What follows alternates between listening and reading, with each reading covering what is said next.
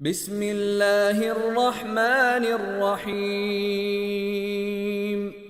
الحمد لله رب العالمين الصلاة والسلام على رسوله الأمين وعلى آله وصحابه الطيبين الطاهرين ومن تبعهم بإحسان إلى يوم الدين أما بعد.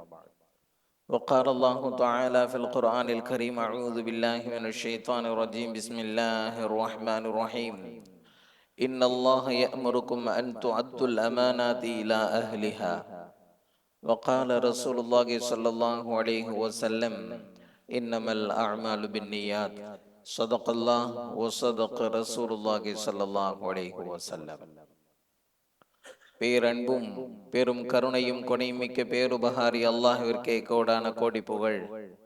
நபிகள் நாயகம் முஹம்மதுர் ரசூலுல்லாஹ் ஸல்லல்லாஹு அலைஹி வஸல்லம் அவர்களின் மீதும், அவர்களை பின்பற்றி வாழ்ந்த சகாபாக்கள், தாபிஈன்கள், தபஅ தாபிஈன்கள், உலமாக்கள், ஷுஹதாக்கள், சாலிஹீன்கள், இங்கு அமர்ந்திருக்கிற நம் அனைவரின் மீதும் அல்லாஹ்வின் அன்பும் அருளும் என்றென்றும் நிறைவாக உண்டாவதாக.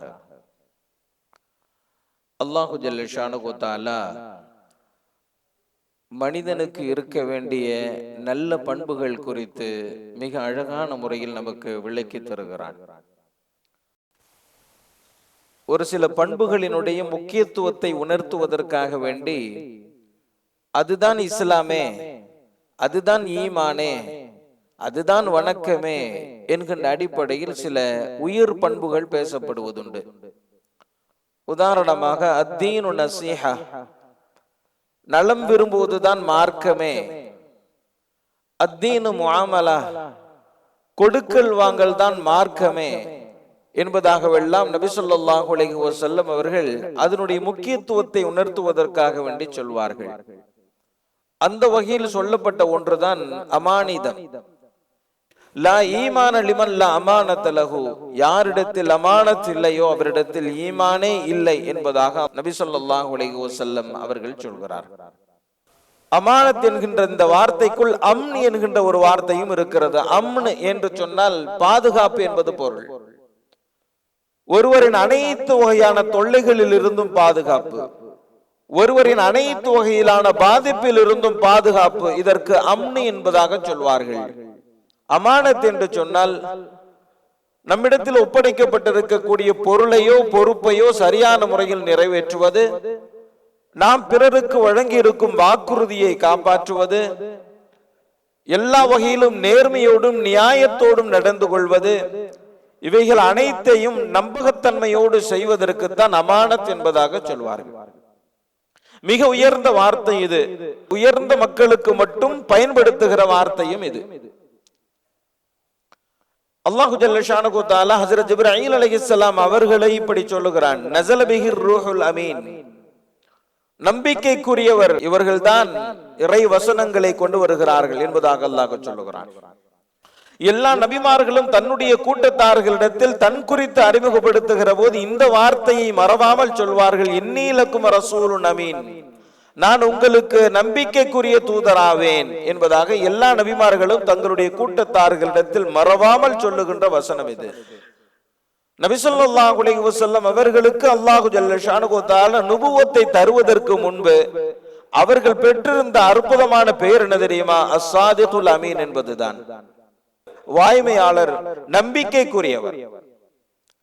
ஆக உயர்ந்த இந்த பண்பு, உயர்ந்த மக்களுக்கு மட்டுமே பயன்படுத்தப்படுகிற இந்த பண்பு, நம்முடைய ஈமானையும் இஸ்லாத்தையும் அளவிடக்கூடிய பண்பு, சிறந்த முஸ்லிம் என்று அடையாளப்படுத்துகிற பண்பு, அமானத் என்று சொல்லப்படுகின்ற இந்த பண்பு. கடந்த பல வாரங்களாக அடியார்களுக்கு ஆற்ற வேண்டிய பல்வேறு கடமைகள் குறித்து நாம் பேசினோம். அந்த கடமைகளை நிறைவு செய்யாத நிலையில் நாளை மறுமையில் அல்லாஹ்வை சந்திக்கிற போது ஏற்படுகின்ற ஆபத்துகள் என்ன என்பது குறித்தவைகளை நாம் பேசினோம். அதனுடைய தொடர்ச்சியாக இந்த அமானத் என்கின்ற பண்பு இல்லாதவர்களால் அடியார்களுக்கு ஆற்ற வேண்டிய கடமையை சரிவர ஆற்ற முடியாது என்கின்ற ஒரு அழுத்தமான செய்தியை கொண்ட நிலையில் இன்றைய ஜும்மாவுடைய உரையை நாம் பார்க்க இருக்கிறோம். அமானத், இந்த அமானிதத்தை நிறைவேற்ற வேண்டும் என்று சொன்னால் இரண்டு இருக்க வேண்டும். ஒன்று இல்மு, இன்னொன்று நேர்மை. எதை எப்படி நிறைவேற்றுவது என்கின்ற அறிவு இருக்க வேண்டும். இன்னொன்று நேர்மையான பண்பு இருக்க வேண்டும். அறிவு இருக்கிறது, நேர்மை இல்லை என்று சொன்னாலும் அமானிதத்தை நிறைவேற்ற முடியாது. நேர்மை இருக்கிறது, இல்மு இல்லை என்று சொன்னாலும் அவரால் அமானிதத்தை நிறைவேற்ற முடியாது. ஒரு சிறந்த முஸ்லிமை அடையாளப்படுத்துகிற அற்புத பண்புகளில் ஒன்றுதான் இந்த அமானத் என்று சொல்லப்படுகின்ற நம்பகத்தன்மை, நேர்மையான நிலைப்பாடு, வாக்குறுதியை காப்பாற்றுகின்ற உயர்ந்த குணம், பொறுப்புகளை சரிவர நிறைவேற்றக்கூடிய அற்புதமான பண்பு, இவைகள் அனைத்தையும் ஒருங்கே கொண்டதுதான் அமானத். நபி ஸல்லல்லாஹு அலைஹி வஸல்லம் அவங்க ஒரு துஆ ஒன்று கத்து கொடுத்தாங்க. யாருக்கு அப்படின்னா, அந்த காலத்துல நீண்ட நெடு பயணத்திற்கு புறப்படுவார்கள், வியாபாரம் செய்வதற்கு, இன்னும் பல்வேறு காரணத்திற்காக வேண்டி பயணம் செல்வார்கள். அப்படி பயணம் செல்லக்கூடியவர்களை வழியனுப்பக்கூடியவர்கள் இந்த துஆவை ஓத வேண்டும்.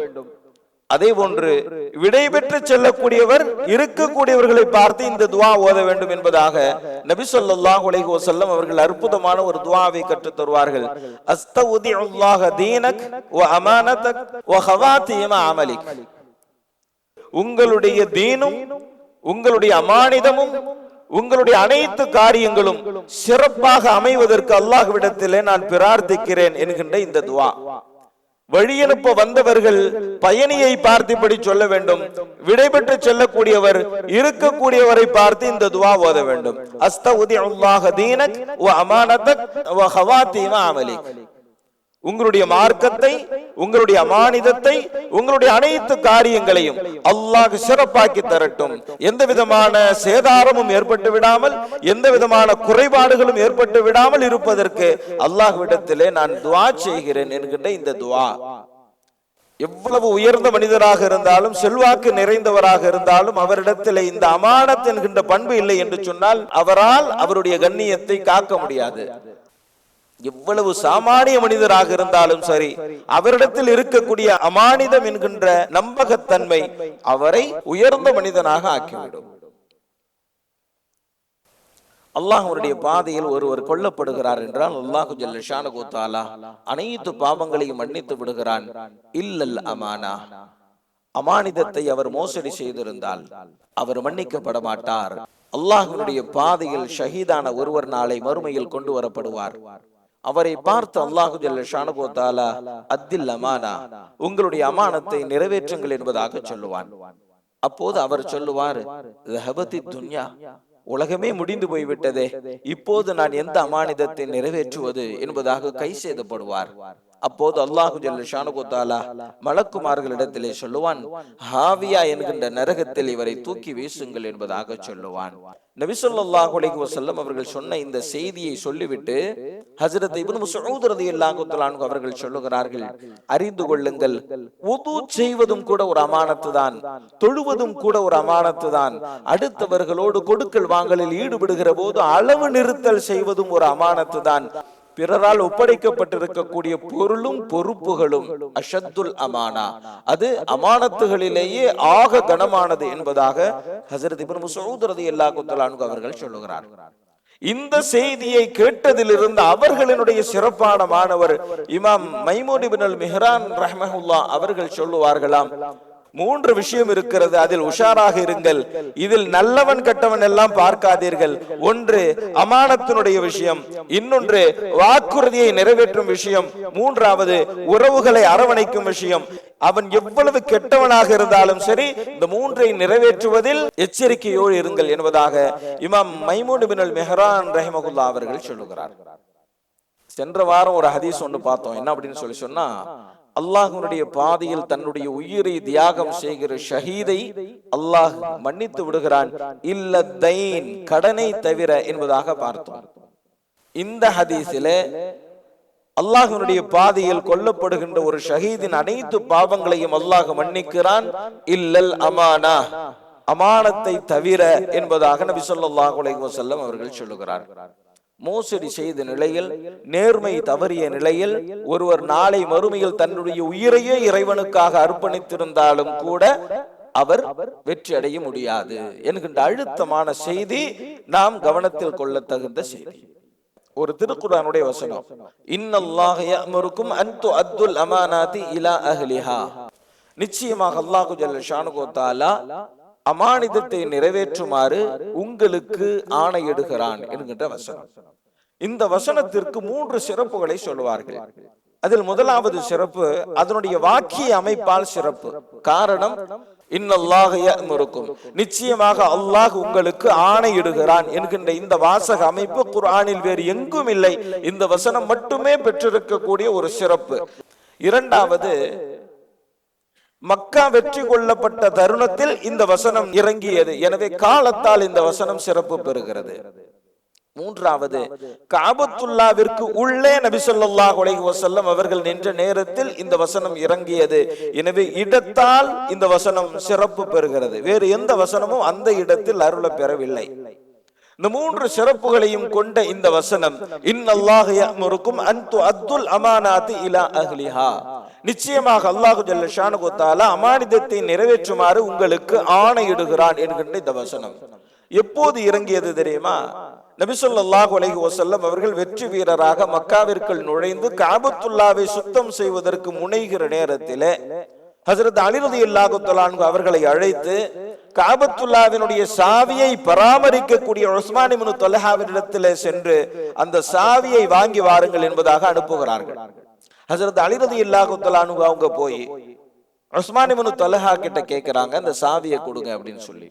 அவர் முடியாதுன்னு சொல்லி மறுத்துறார். ஹஜ்ரத் அலி ரலியல்லாஹு தஆலா அன்ஹு அவங்க அவரோட சண்டை போட்டு அந்த சாவியை வாங்கி கொண்டு வருகிறார்கள். நபி ஸல்லல்லாஹு அலைஹி வஸல்லம் அவங்க கிட்ட அந்த சாவி கொடுக்கப்படுகிறது. காபத்துல்லாவை திறந்து உள்ளே நபி ஸல்லல்லாஹு அலைஹி வஸல்லம் அவர்கள் நின்று கொண்டிருந்த நேரத்தில் தான் இந்த வசனம் இறங்குகிறது. இன்னல்லாஹ யஅமுருக்கும் அன் துஅத்துல் அமானாத்தி இலா அஹ்லிஹா, நிச்சயமாக அல்லாஹ் ஜல்ல ஷானுஹு தஆலா அமானிதத்தை நிறைவேற்றுமாறு உங்களுக்கு கட்டளையிடுகிறான் என்கின்ற வசனம் இறங்குகிறது. காபத்துல்லாவில் இருந்து வெளியே வருகிறார்கள். ஹஜ்ரத் அப்பாஸ் ரலியல்லாஹு தஆலா அன்ஹு அவர்கள் சொல்லுகிறார்கள், அந்த சாவியை என்னிடத்தில் ஒப்படையுங்கள். ஜம்சம் தண்ணீரை விநியோகிக்கக்கூடிய பொறுப்பு என்னிடத்தில் தான் இருக்கிறது. எனவே இந்த காபத்துல்லாவினுடைய சாவியை பராமரிக்கக்கூடிய உயர் பொறுப்பையும் எங்களுக்கு வழங்க வேண்டும் என்பதாக நபி ஸல்லல்லாஹு அலைஹி வஸல்லம் அவர்களினுடைய பெரிய தந்தையாகிய ஹஜ்ரத் அப்பாஸ் ரலியல்லாஹு தஆலா அன்ஹு அவர்கள் கேட்கிறார்கள். எல்லா வகையிலும் தகுதி வாய்ந்தவர்கள், எல்லா வகையிலும் உயர்ந்த பண்பிற்கு உரித்தானவர்கள் கேட்கிறார்கள். இந்த வசனம் இறங்கிய காரணத்தினால் நபி ஸல்லல்லாஹு அலைஹி வஸல்லம் அவர்கள் ஹஜ்ரத் அலி ரலியல்லாஹு தஆலா அன்ஹு அவர்களை அழைத்தார்கள். அழைத்து சொன்னார்கள், இதோ சாவி, இதை கொண்டு போய் உஸ்மான் இப்னு தல்ஹாவிடத்திலே ஒப்படைத்து விடு. ஒன்று. இரண்டாவது, நீ அவர்களிடத்திலே சண்டையிட்டு வந்தாயே, அவ்வாறு சண்டையிட்டதற்கு மன்னிப்பு கேள். 2. மூன்றாவது, இந்த சாவியை பராமரிக்கும் பொறுப்பு கியாமத் நாள் வரை உங்களுடைய குடும்பம் சார்ந்ததுதான் என்பதாக பொறுப்பை கொடுத்து விட்டு வா என்பதாக ஹஜ்ரத் அலி ரலியல்லாஹு தஆலா அன்ஹு அவங்க கிட்ட நபி ஸல்லல்லாஹு அலைஹி வஸல்லம் சொல்றாங்க. ஹஜ்ரத் அலி ரலியல்லாஹு தஆலா அன்ஹு அவங்க உஸ்மான் இப்னு தல்ஹாட்ட போறாங்க. போய் சொல்றாங்க, நபி ஸல்லல்லாஹு அலைஹி வஸல்லம் அவங்க இந்த சாவி அவங்கள்ட்ட கொடுக்க சொன்னாங்க. 1.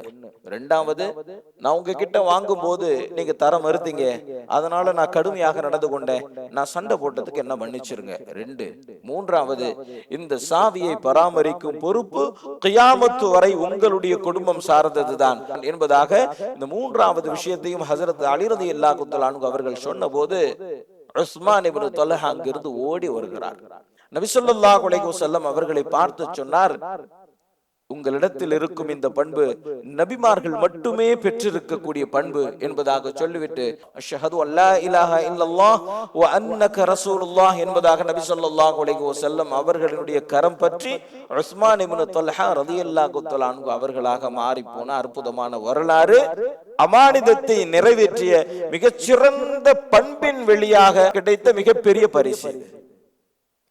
அமானத்தினுடைய 3 வகைகளில் முதலாவது வகை என்ன அப்படின்னு சொல்லி சொன்னா, தனக்கு உரிமை இல்லாத ஒன்றில் எச்சரிக்கையோடு இருப்பது.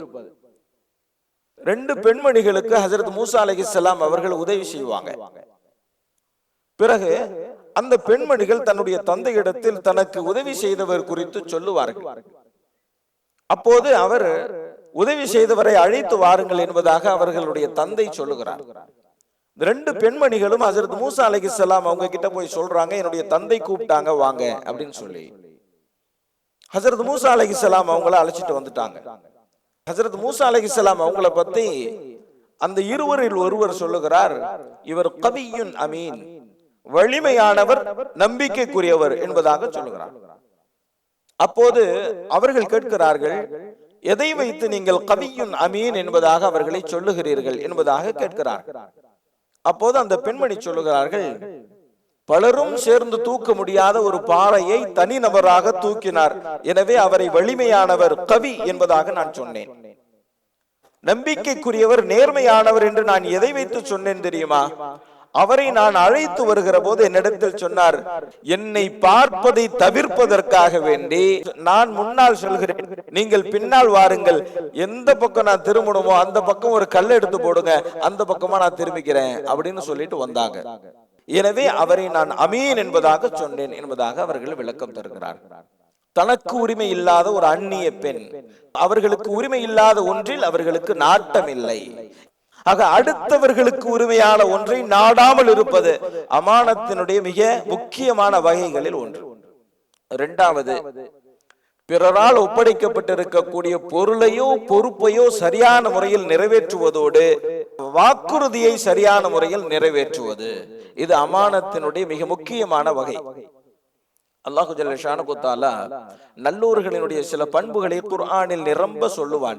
அதில் சொல்லுகிறான், வல்லதீனஹும் லி அமானாதிஹிம் வ அஹ்திஹிம் ராஊன், அவர்கள் தங்களுடைய அமானிதத்தையும் தங்களுடைய வாக்குறுதிகளையும் அழகிய முறையில் நிறைவேற்றுவார்கள் என்பதாக அல்லாஹ் குறிப்பிடுகிறான். அல்லாஹு ஜல்ல ஷானஹு தஆலா சொன்னா, அனாதைகளினுடைய பொருளை நீங்கள் பராமரிக்கிறீர்கள், ஆனால் அவர்களுடைய செல்வங்களை நீங்கள் சாப்பிட்டு விட்டால் உங்களுடைய வயிறை நெருப்பை கொண்டுதான் நிரப்பிக் கொள்கிறீர்கள் என்பதாக அல்லாஹ் சொன்னான். இந்த வசனம் இறங்கின உடனே சகாபாக்களுக்கு ரொம்ப கஷ்டமா போயிடுச்சு. அந்த காலத்துல போர்ல பல பேர் ஷஹீதாக்கப்படுறதுனால அவங்களுடைய பிள்ளைங்க பூரா அனாதை ஆயிருவாங்க. உறவுகள் தான், சொந்த பந்தங்கள் தான், நண்பர்கள் தான் அவர்களை பராமரிப்பார்கள். நபி ஸல்லல்லாஹு அலைஹி வஸல்லம் அவங்க கிட்ட சகாபாக்கள் வந்துட்டாங்க. வந்து சொன்னாங்க, யா ரசூலல்லாஹ், அவர்களை நாங்கள் பராமரிக்கிறோம், அவர்களும் நாங்களும் ஒரே வீட்டில் தான் தங்குகிறோம், ஒன்றாகத்தான் சாப்பிடுகிறோம். இப்படி இருக்கிற நிலையில் அவர்களினுடைய ஏதாவது ஒன்றை நாங்கள் சாப்பிட்டு விட்டால் மிகவும் சிரமமாக இருக்கிறது என்பதாக இந்த வசனத்தை மேற்கோள் காட்டி நபி ஸல்லல்லாஹு அலைஹி வஸல்லம் அவர்களிடத்திலே வந்து மிக துல்லியமாகவும் கச்சிதமாகவும் நேர்மையாகவும் நடந்து கொள்வதில் இருக்கக்கூடிய சிக்கல்களை சொல்லுகிறார். அப்போது அல்லாஹ் ஜல்ல ஷானஹு தஆலா அவர்களுக்கு பதிலாக இன்னொரு வசனத்தை இறக்கினான்.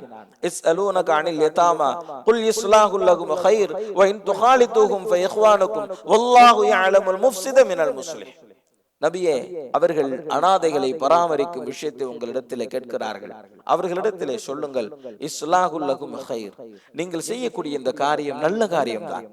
அனாதைகளை, ஆதரவற்றவர்களை பராமரிப்பது மிக நல்ல காரியம்தான், சிறந்த காரியம்தான். சாப்பாட்டெல்லாம் தனியா பிரிக்க வேண்டாம், வீட்டெல்லாம் தனியா பிரிக்க வேண்டாம், அவர்களை உங்களுடைய சகோதரரை போன்றே அவர்களை பராமரியுங்கள். அல்லாஹ்விற்கு தெரியும் யார் அநீதமாக நடந்து கொள்கிறார், யார் நீதமாக நடந்து கொள்கிறார் என்பதை அல்லாஹ் அறிவான் என்பதை சொல்லுங்கள் என்பதாக அல்லாஹு ஜல்ல ஷானஹு தஆலா இந்த வசனத்தின் வாயிலாக வழிகாட்டினார். ஆக அடுத்தவங்களுடைய காசு பணத்தை தொற்றக்கூடாது, அடுத்தவங்களுக்கு எந்த வகையிலும் மோசடி செஞ்சிடக்கூடாது, நல்லது செய்ய போக ஏதாவது பிரச்சனையில மாட்டிக்குவோமோ அப்படிங்கிற அந்த பயத்துல அச்ச உணர்வோடு செயல்பட்டு இருக்கிறார்கள் என்பது அவர்களிடத்தில் இருந்த அமானிதத்தன்மையை காட்டுகிறது. மூன்றாவது வகை, எதை எந்த நேரத்தில் நிறைவேற்ற வேண்டுமோ அதை அந்த நேரத்தில் நிறைவேற்றுவது, இது அமானத்தினுடைய மூன்றாவது வகை. மத்துலுல் கனிய்ய துல்முன், இது அடிக்கடி நான் சொல்றது. தரவேண்டிய பணத்தை தாமதிப்பதும் அநீதமே. நபி ஸல்லல்லாஹு அலைஹி வஸல்லம் சொல்றாங்க, வேலை செஞ்சவருக்கு கூலி கொடுக்கணும், மாச சம்பளம் கொடுக்கணும், கடனை திரும்ப கொடுக்கணும், கொடுத்த பணத்தை திரும்ப கொடுக்கணும்.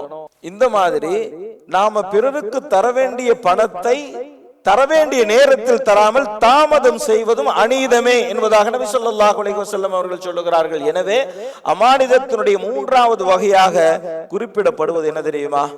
எந்த நேரத்தில் எதை செய்யணுமோ அந்த நேரத்தில் அதை செய்யணும்.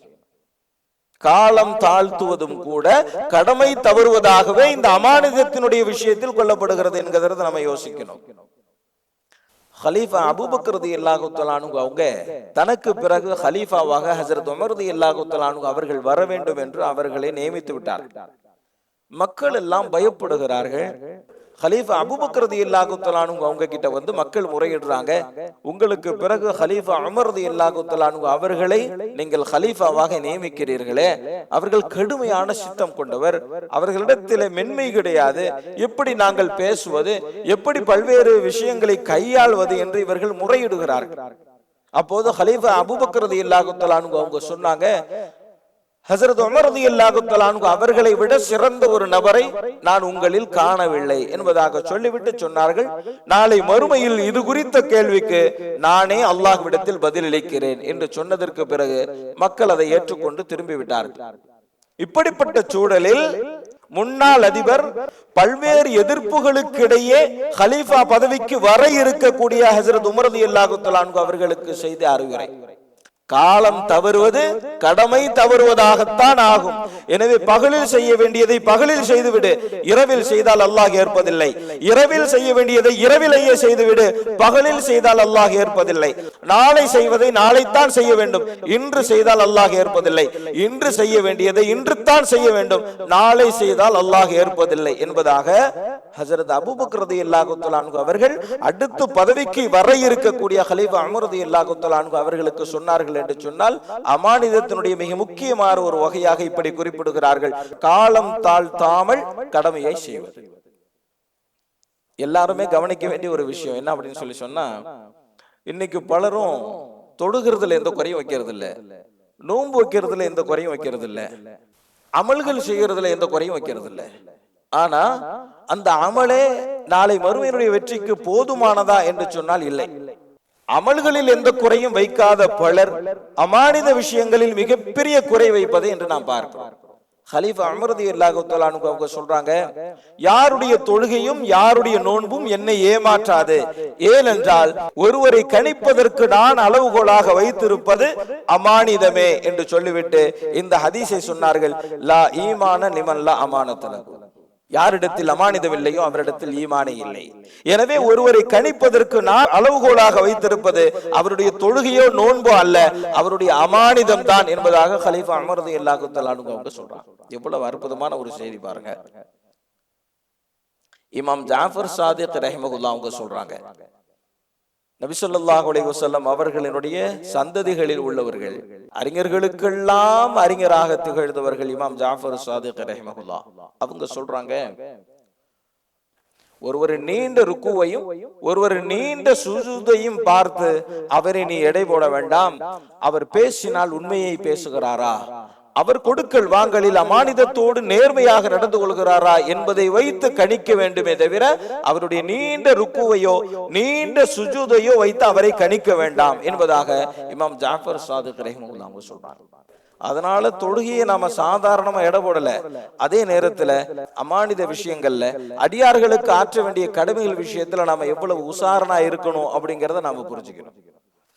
இமாம் யூனுஸ் ரஹிமஹுல்லாஹ் அவங்க ஜவுளி வியாபாரம் பண்ணிக்கிட்டு இருந்தாங்க, வெளியே போயிருந்தாங்க. கடையில இருந்தவர் 200 திர்ஹத்துக்கு விற்க வேண்டிய ஒரு துணியை 400 திர்ஹத்துக்கு வித்துட்டார். இமாம் யூனுஸ் ரஹிமஹுல்லாஹ் அவங்க வர்றாங்க, எங்க அந்த துணின்னு கேட்கிறாங்க. வித்துட்டேன்னு சொன்னார். எவ்வளவுக்கு வித்தேன்னு கேட்டாங்க. 400 திர்ஹத்துக்கு. அது 200 திர்ஹம் தானேன்னு சொல்லி கேட்டாங்க. 400ன்னு சொன்னேன், அவர் வாங்கிட்டு போயிட்டாரு அப்படின்னு சொல்லி சொன்னாங்க. அவரையும் அழைச்சிக்கிட்டு அவரை தேடி போனாங்க, ஒரு இடத்துல வச்சு கண்டுபிடிச்சிட்டாங்க. அவர்கிட்ட சொன்னாங்க, இந்த துணியை நீங்க தானே வாங்குறீங்க? ஆமா நான் தான் வாங்குறேன். அது 200 திர்ஹம் தான், நீங்க 400 திர்ஹம் கொடுத்து வாங்கிட்டு வந்துட்டீங்க. அவர் சொன்னாரு, எங்க ஊர்ல இது 400 திர்ஹத்தை விட அதிகம் தான், அதனால தான் வாங்குறேன் அப்படின்னு சொன்னார். இருந்தாலும் இவங்க சொன்னாங்க, இல்லை இல்லை என்னுடைய கடையில் இது 200 திர்ஹம் தான் என்று சொல்லிட்டு 200 திர்ஹத்தை திரும்ப கொடுத்துட்டு வந்தாங்க அப்படிங்கிற வரலாறை நம்ம பாக்குறோம். இதுதான் அமானத், இதுதான் நேர்மை. ஹலாலாக அதை சம்பாதித்து தூய்மையாக வாழ வேண்டும் என்பதற்கு அவர்கள் காட்டக்கூடிய இந்த கவனம் இருக்கிறது, இதுதான் அமானத். அல்லாஹ்விற்கு பிடித்தமான நற்காரியங்களை செஞ்சுட்டு அல்லாஹ்ட்ட உதவி கேட்டோம் அப்படின்னா அல்லாஹ் அந்த உதவியை செய்வான் அப்படிங்கிறது நமக்கு தெரிஞ்ச ஒரு செய்தி தான். ஒரு குகையில 3 பேர் தங்கி இருந்தாங்க. ஒரு பெரிய பாறை வந்து அடைச்சுக்கிச்சு, உள்ள இருந்து வெளியே வர முடியல. 3 பேரும் சேர்ந்து ஒரு முடிவு பண்ணாங்க, நாம குகையில இருந்து வெளியே போகணும், பாறையை தள்ள முடியல. நான் அல்லாஹ்விற்காக வேண்டி செய்த சில நல்ல காரியங்களை அல்லாஹ்விடத்திலே முறையிட்டு அல்லாஹ்விடத்திலே துஆ செய்யலாம் என்பதாக அந்த 3 பேருமே அல்லாஹ்விடத்தில் கோரிக்கையாக வைத்த விஷயம் என்ன தெரியுமா?